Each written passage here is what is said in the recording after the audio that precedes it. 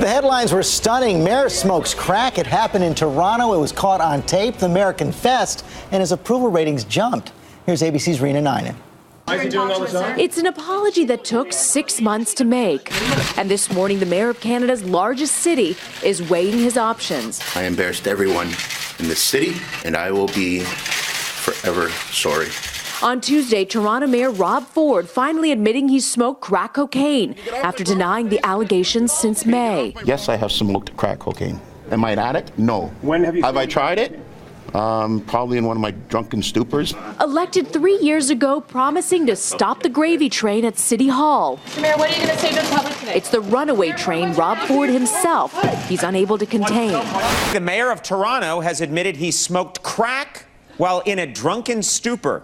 The mayor was charged with being way too exciting for Canada. And now, new video obtained by the Toronto Star shows Ford on an expletive-filled rant, threatening to kill someone. It'll be over 5 minutes. All I can do now is apologize and move on. I don't know what else.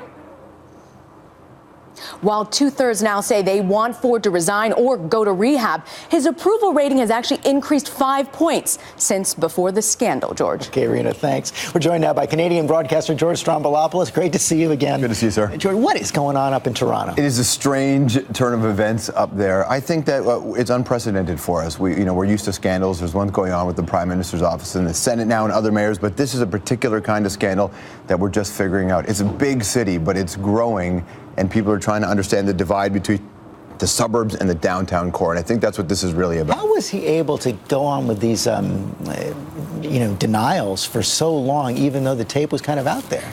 That's the question for the ages, George. We can't do much about it. When the mayor's elected, you can't get them out of office unless they're incarcerated, essentially. There are a couple other ways to do it. But we kind of wait for the proof. And if there is no proof, then there is no proof. And now that the proof is out there and there's the acceptance, the rest of Torontonians say, okay, well, now what do we do? It really is the most polarized time for us in that city. Does he actually have a strong group of supporters to say, hey, hold on, stay in office, we're behind you? It's hard to tell if it's from his base or if it's from him and his brother, if these guys are just going to shamelessly hold on. No one really knows, but around the outskirts of the city and the suburbs, he does have a real base. It's wavering a little bit. His popularity is going up. Yes, the calls for his resignation are also going up. So no one knows what any of those numbers mean right now because it's still over a year away from the next election, or just around a year away from the next election. But it's a polarized city. They don't have any other people who are real populists the way he is. And I think that a lot of people like the fact that there's this guy who seems to be fighting for them. It talks about the gravy train, uses those kinds of terms. I guess it must be frustrating for Canadians to have this be the story that crosses the border.